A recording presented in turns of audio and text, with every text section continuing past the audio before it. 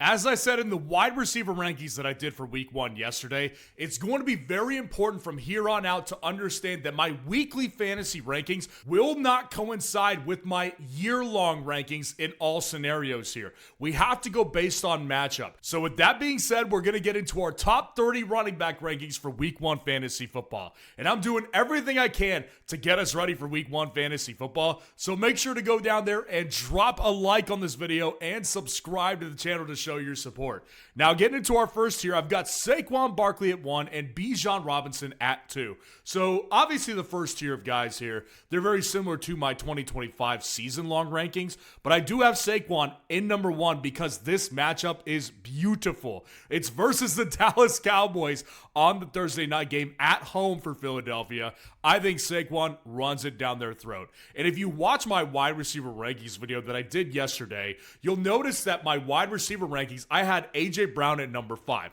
Now, I also said in that video, I think A.J. Brown could easily be the wide receiver 1, but the reason I'm not ranking him higher in the first tier is because he's been injured for several weeks and hasn't practiced. Well, Saquon's fully healthy. I think this is a Saquon game because they have virtually no defensive front 7 to speak of in Dallas at this point anymore. So I think Saquon has a dominant week 1. And then Bijan, I think, in this Tampa Bay matchup versus Tampa Bay at home, this is going to be one of those games that you just want fantasy options in on. This matchup twice last year was an enormous scoring game. So I expect Bijan Robinson to be a top 5 running back at the very least this week. And to me, I think that their game plan and the way the game script will go, since it is a divisional matchup and they're kind of evenly matched in certain ways, I think there's going to be plenty of opportunities both on the ground and through the air for a guy like Bijan Robinson. Christian McCaffrey is at 3 and Jahmyr Gibbs is at 4 to round out the tiers. So with Christian McCaffrey, he's at Seattle this week. And like I said on the defense rankings and the wide receiver rankings,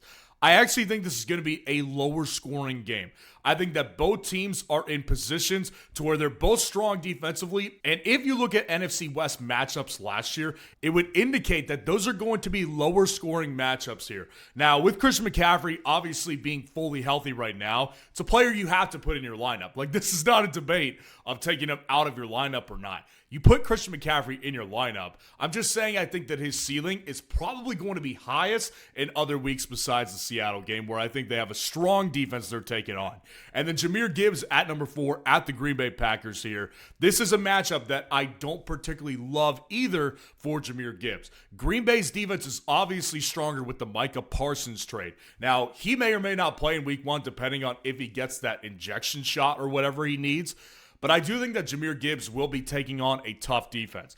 That being said, same thing as Christian McCaffrey. The guy's ceiling is already built in so high. And I think that this Detroit offense, as I've been saying all offseason, is in a position to where they can't possibly be able to maximize all of their players like they did last year with Ben Johnson, now with John Morton. So I think Jahmyr Gibbs is still a tier 1 player. Dropping down to our next tier, I've got Jonathan Taylor at 5 and Derrick Henry at 6.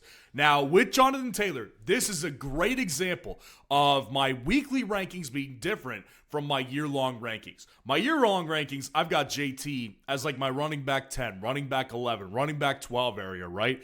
Jonathan Taylor, this matchup versus Miami at home in Indianapolis is so strong. Miami's defense has already dealt with tons of injuries this offseason, and they already weren't that good anyways. They're really soft. I think Jonathan Taylor has a really top-tier level game because it's not like this team is going to fall super far behind the Miami Dolphins in week 1. I expect this to be a closer game. Even if he doesn't get tons of targets out of the backfield, we'll still be really dominant running the football. Derrick Henry at 6 at the Buffalo Bills. Not the easiest matchup, but it is a matchup you want fantasy options in.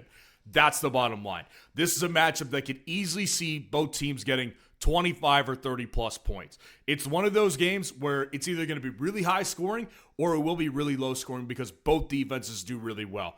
Either way, I think that you have to invest in a fantasy option in this week. And Derrick Henry is above guys like Josh Jacobs, who everybody knows that I like a lot. At number 7 with Josh Jacobs versus the Detroit Lions. Again, the matchup here I think could be low scoring or it could be high scoring. Now, I like Green Bay's defense better than I like Detroit's defense this year after Aaron Glenn left for the New York Jets. I think Detroit's defense will take a step back. And I do think that Josh Jacobs is in a position right now to where he could take advantage of this defense that I think will be weaker this year.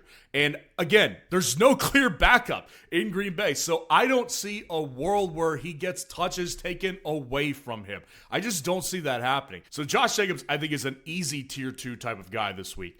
Devon Achane at 8 and Bucky Irving at number 9. Devon Achane at the Indianapolis Colts. Obviously, this matchup shouldn't scare anybody as well. Devon Achane realistically would probably be at the top of this tier if he were not injured. I would probably want to put him in front or just behind Jonathan Taylor if he wasn't going through injury right now. Now, he is expected to play, so I think that we can confidently say we can put him in our lineup, right? But the problem with Achane is that he is in a position to where this offense, I don't think, is going to be very good. The offensive line, I don't think, is very good. So I have to mitigate the risk a little bit here by putting him at 8, but I still think this matchup is still so good. And Achane, whether you like it or not, will be their main option this year, not Tyreek Hill.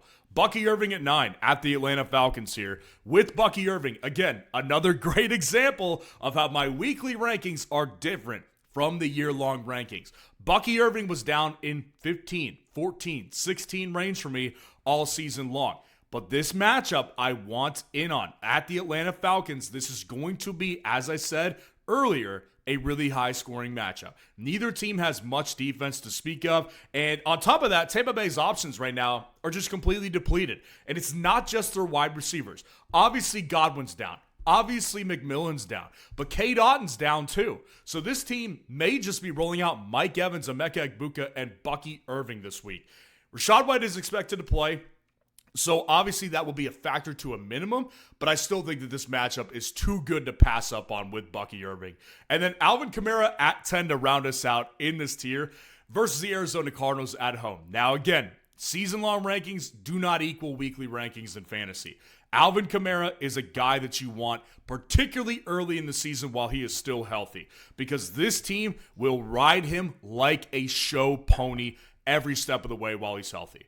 Bottom line, he will not get a dry moment in any game when he is fully healthy. So as of right now, Alvin Kamara will be probably pretty consistently ranked around this top 10 range. In the matchup, I don't particularly love, but it doesn't really matter because he gets so much work out of the backfield catching passes. Alvin Kamara is an easy top 10 while he is healthy. Dropping down to our next tier, I've got Chase Brown at 11 and Kyren Williams at number 12. Now, with Chase Brown, it is a matchup I don't particularly love, and I got flack for it, obviously, on my wide receiver video with T. Higgins particularly. Listen, the Bengals have a history of starting slow under Joe Burrow and Zach Taylor. That's a fact. Number 2, it's a divisional matchup in Cleveland, and it's also in a division that is very low scoring when they play each other. These are always low scoring games aside from Bengals-Ravens. That one is always a high-flying matchup. But Bengals-Browns, not exactly the best scoring and fantasy game on the season right here. So I think Chase Brown is going to be fine. I just don't think this is one of his better weeks. With Kyren Williams at 12 versus the Houston Texans here, this is a matchup I don't love either. It is a strong defense he's taking on. Kyren Williams, also there's been reports flying around that Blake Corum's going to be more involved. I don't think Blake Corum's that good. Like, I really don't.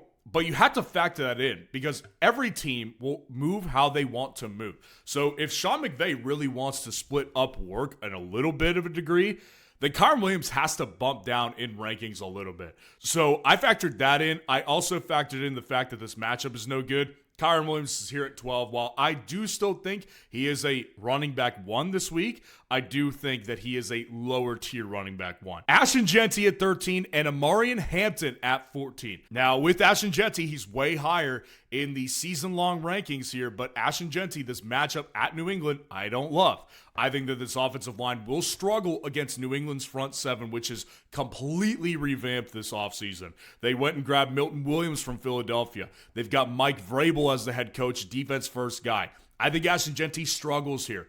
This could be one of the first signs that we see of what my prediction has been all offseason, which is that Ashton Jeanty will have a very similar rookie season to Najee Harris's rookie season from 2021. Tons of volume, but won't be that efficient. I think Jeanty easily gets 20 plus touches in this game, but it's all about how effective he is with the ball in his hands. And I think this is not a great matchup for him to start out the career with. And then Amari and Hampton to Kansas City. I also feel like this is not one of those matchups that's great for him either. Now, it's not even in Kansas City. This game is in Brazil. I already don't like the fact that they have to leave the country and not play in home field advantage or not play at Kansas City. I don't like fantasy options as much in this game as I would if one of them was at home. But Amari and Hampton, either way, this is a tough Kansas City defense that I think he's going to struggle with right out of the gate. Now, I think it's not questionable that he handles the majority of the workload, if not all of it. But I also do think it's worth noting that this defense is very, very tough. Their front seven's tough. They've got a great defensive coordinator with Steve Spagnuolo. I see a little bit of trouble on the horizon with Amari and Hampton in week 1. Chuba Hubbard at 15 and James Conner at 16 to round out this tier. Chuba Hubbard at 15 is going to Jacksonville to play the Jaguars, and this is a great matchup. Now, with Chuba Hubbard, the only reason he's not ranked a little bit higher is because I have kind of been blowing the whistle on this one. I think that this team will try to give third down touches to Rico Dowdle. Chuba Hubbard was really good with the ball in his hands last year, but the problem is he couldn't catch. So this guy was a catch and drop or just drop with the ball in his hands out of the backfield catching passes. Rico Dowdle is a pass catcher. So I think that there will be a role for Rico Dowdle as a pass catcher to kind of eat away at some of Chuba Hubbard's snap count percentage. That is a concern, but I love the matchup here at Jacksonville. I've got no issues with starting Chuba Hubbard, particularly in week 1. But James Conner at 16 is also a great example of a player I want in on early in the season. Very similar to Alvin Kamara, except the difference is that I see his replacement right on his heels. Rather than Alvin Kamara, there's no clear answer behind him. I think Alvin Kamara is in a way better position than Conner as far as replacement level. But this matchup against New Orleans, I love the matchup. And I do think that James Conner, while healthy and still viewed as the running back one in this offense, is going to be a guy that you want. I think James Conner this week has a really good week in fantasy football at New Orleans. This is Ted. Look at him. Ted desperately needs to pick up a new running back, or his fantasy team is toast for the 3rd year in a row. Don't be Ted. Use Fantasy Football Roundup to automate your waiver pickups and rest easy this season. Huh. Look at him. Dropping down to our next tier, I've got James Cook at 17 and Kenneth Walker at 18. Now, I'll be honest here with James Cook. This one might be a little bit of an oversight here, and I'll call myself on that one right away. The reason I'm not big on Cook this week, as I am with the other guys, is not even a Cook issue. It's mostly just because the Baltimore Ravens front seven is particularly tough, and I do like the direction they're moving with Zach Orr as their coordinator. But I did say with Derrick Henry, and it applies to Cook as well, this is a matchup that you want options in. So I'm not telling you to bench James Cook for James Conner or anything like that, right? I think if you have James Cook, you play him. You drafted him to be a starting running back for your fantasy team. I just am not as confident on this matchup right here as I would be when they play Miami, for example. Now, Kenneth Walker at 18, I am concerned with the matchup here. Again, it's historically, based off last year at least, very low scoring matchups in the NFC West. Kenneth Walker will be in a matchup that I don't love for fantasy football purposes. That being said, I think it's also noteworthy that it still applies what I've been saying all offseason about Clint Kubiak wanting to get Kenneth Walker the ball a bunch. He wants him to be his main guy. So I'm not really particularly worried about Zach Charbonnet in this matchup. I think it's mostly a matchup concern. Travion Henderson is at 19 and Isaiah Pacheco is at 20. Now, the only reason I've got Isaiah Pacheco down here a little bit further than I will probably in a week or two is because I don't know yet what they're planning to do with Ramondre. Now, he's injured right now, so he may or may not play. I think my indications have seen that he will play, but this is a matchup that theoretically could be taken advantage of. The Las Vegas Raiders defense is I think that they hadn't made enough improvements based on last year, but they do have Pete Carroll, who knows how to coach a defense up. So I think this one could be a little bit too low, but at the same time, I kind of just want to wait this one out to see what the split will be between Ramondre and Travion, particularly this early in the season. Isaiah Pacheco at 20 and DeAndre Swift is at 21. Isaiah Pacheco, again, if it was a different matchup, I'm growing on Isaiah Pacheco. Based on what I saw from him in the preseason, I think that he is going to be better than I once thought he was going to be. This matchup, though, in Brazil, Los Angeles Chargers defense is tough. I don't think that he's going to get enough work with Kareem Hunt there to be a top 15 guy this week against a bad defense. So I'm going to hold back on putting Isaiah Pacheco a little bit higher. But this one could be very fluid. DeAndre Swift at 21 here and Tyrone Tracy Jr. at 22. DeAndre Swift versus the Minnesota Vikings. This matchup, I think, is not as hard as a lot of people think it was. Minnesota's defense was elite last year, and they do still have Brian Flores as defensive coordinator. They did lose some guys on defense, particularly in the front seven, that I do think will open some holes up for DeAndre Swift. And bottom line is this offseason, getting Ben Johnson and improving that offensive line will do wonders. I don't care if Swift isn't that good of a player. And by the way, I don't think he is. But at the same time, he's on a Ben Johnson offense, and he's the clear lead back in this offense. Like, there's no way he's not a top 25 guy. And honestly, this might be too low. Tyrone Tracy Jr. at 22 at the Washington Commanders here. Look, this guy, I think a lot of people are starting to pick up on that he will be the starter day one. Some people are still concerned with Scadaboo and his involvement. I don't think you could say that in week one. At the Washington Commanders, Cam Scadaboo's been absent a lot of the offseason, and I think Tyrone Tracy Jr., being one of my flag plant guys this year, will end up doing fine in a divisional matchup versus a defense that I really don't think is all that improved from last year. I think Tyrone Tracy Jr. has a chance to actually do really well this week in fantasy football. This is a very solid flex play. Dropping down to our next tier, Breece Hall is at 23 and Jerome Ford is at 24. Breece Hall versus the Pittsburgh Steelers. Listen, the reason that he's higher ranked than I actually would have is because Breece Hall is playing a defense that I think the run defense is not as good. I don't think that their run defense is as strong as a lot of people think it is. Pittsburgh Steelers looked brutal in the preseason versus starting offenses and even second-string offenses. The Steelers' defense is not what a lot of people think it is. But again, Breece Hall is going to be hampered by a 2 or 3 running back backfield. So you can't put him much higher on this list. As opposed to if he was the only back in the backfield, I would say absolutely Breece Hall is a top 10 player because I love the talent. But this team is not treating him like a great talent. They're using a 2 running back system at the very least. Jerome Ford at 24. This is a high one for people, but this is a great example of matchup. This is a matchup that you have to take advantage of. Cincinnati Bengals is the matchup here at home. That's a Swiss cheese defense, and even though they did get their best defender back with Trey Hendrickson, I don't think that he practiced enough this offseason for me to feel comfortable that he's going to be ready to go week one to be the player we've always known Trey Hendrickson to be. I think Jerome Ford could take advantage of a weaker matchup, and if the game script goes how I think it possibly could go, which is the Browns end up making this a closer game than a lot of people think it will be, then I think Jerome Ford's got a lot of utility as a flex player in week one. Tony Pollard's at 25 and Nick Chubb is at 26. Now, with Tony Pollard, I already got a lot of flack for my ranking or lack thereof with Calvin Ridley.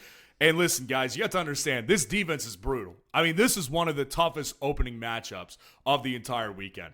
Going to Denver with a rookie quarterback is bad. No bueno, guys. This is a bad matchup, and I don't think that Tony Pollard could do much better than the top 25 running back this week. Look, everything's going to ride on him this week because they will shut down Ridley with Pat Surtain. So he will get there based on volume alone. But I don't think that he's going to be particularly explosive in this game, super efficient, and may not see the red zone. Yeah, that's right, the red zone. I think this is a bad matchup for the Tennessee Titans. But having said that, he is the only back there, so he's got to be inside the top 30 somewhere. I've got him at 25. And then Nick Chubb is at 26 to round out this tier. At the Los Angeles Rams, matchup is okay. Like, I think it's a tough matchup. Nick Chubb is just not a player that I believe in at this point of his career that much. But having said that, Houston is an offense that you want fantasy pieces on. So I'm going to put faith in Houston's offense and maybe their ability to drum up some better run schemes and blocking schemes this year, because the problem last year was that their offensive coordinator could not drum up anything running the ball and blocking wise. So I'll give some faith to that run blocking scheme a little bit better than I would have last year. But Nick Chubb is still down here at 26 because I saw no indication last year that he's the player that he once was. And I do think Woody Marks will be involved as a pass catcher. Dropping down to our last tier, Aaron Jones is at 27 and Jordan Mason is also at 28. They're both going to Chicago to take on the Bears on Monday night. Now, I said this in my defense ranking video yesterday. I think this is a really tough spot for Minnesota. This Chicago Bears team, I think, is way better than they were last year, way more well-coached.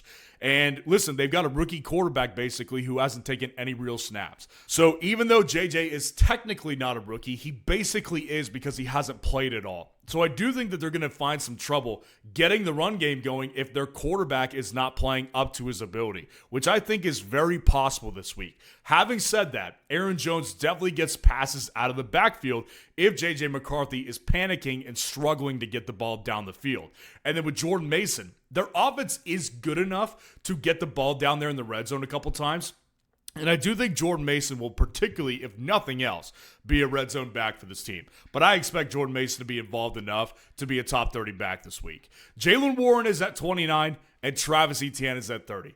Jaylen Warren is at the New York Jets this week. And listen, if he was on a better offense, I would have him ranked higher. This team will use him. Bottom line, I think that's clear now because they just signed Jaylen Warren to a 2-year extension before we film this video.